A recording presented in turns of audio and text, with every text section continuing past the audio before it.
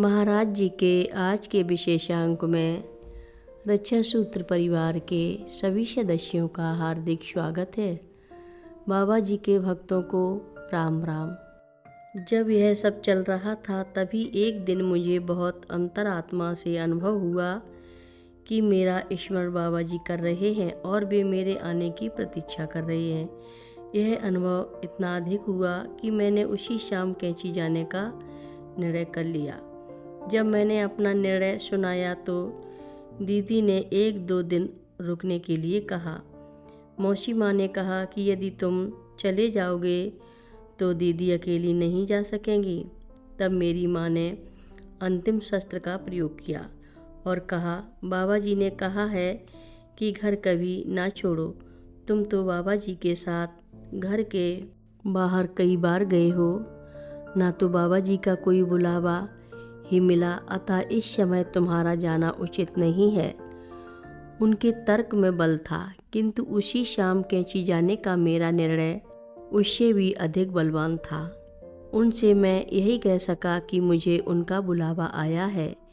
यह संदेश निर्गम और प्राप्ति का प्रश्न था और मैंने ही संदेश प्राप्त किया है। घर छोड़ना सरल नहीं था। मेरे मन में विचारों का एक द्वंद्व चल रहा था।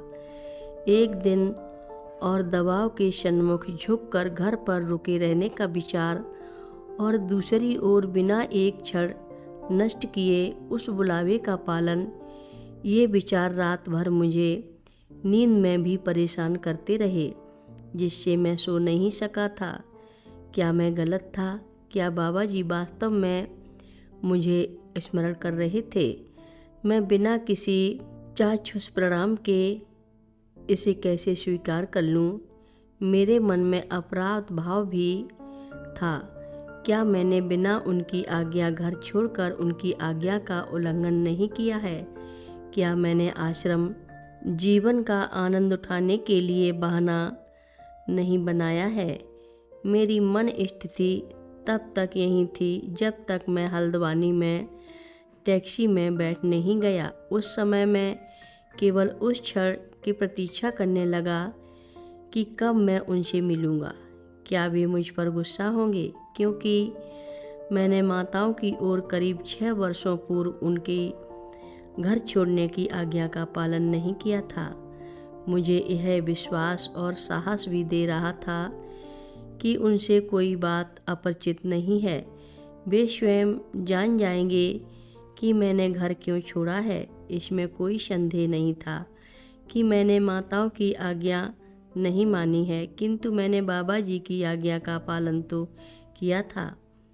मैं उसी मानसिक ऊहापोह में फंसा था कि ड्राइवर ने एकाएक टैक्सी भूमियाधार मंदिर के सामने रोक दी। मैंने टैक्सी कैंची के लिए की थी, किंतु उसने बाबा जी को मंदिर के सामने कुछ लोगों के साथ बैठे देख लिया था और उसने समझा कि मुझे यहीं तक आना था। मुझे आता देखकर बाबा जी ने कहा कि मैं तुम्हें गत कई दिनों से याद कर रहा था, क्योंकि यह मेरे आने का समय था। उन्होंने पूछा, तुमने देर क्यों कर दी? क्या विश्वविद्यालय बंद हो गया? कमला साथ क्यों नहीं आई? माँ और मौसी कैसी हैं? और अन्य इसी तरह के प्रश्न पूछते रहे। यह प्रश्न मुझे अंतर्मुख करने के लिए थे। फिर एकाएक पूछा कि क्या तुम्हें मेरा तार मिला है? क्या तार मिला था? तार कब मिला? मैं यहाँ लोगों से तुम्हें तार देने को कह रहा था, किंतु मेरी बात कोई नहीं मानता।